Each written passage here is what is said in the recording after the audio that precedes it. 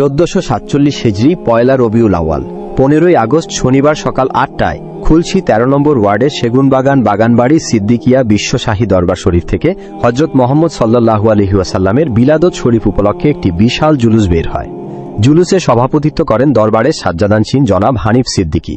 মান্যবর অতিথি হিসেবে উপস্থিত ছিলেন বিশিষ্ট রাজনীতিবিদ, সমাজসেবক ও শিক্ষানুরাগী জননেতা জনাব আব্দুর রহমান। প্রধান বক্তা হিসেবে উপস্থিত ছিলেন বিশিষ্ট আলেমেদিন আল্লামা গাজী মোহাম্মদ মুজিবুর রহমান আল কাদেরী।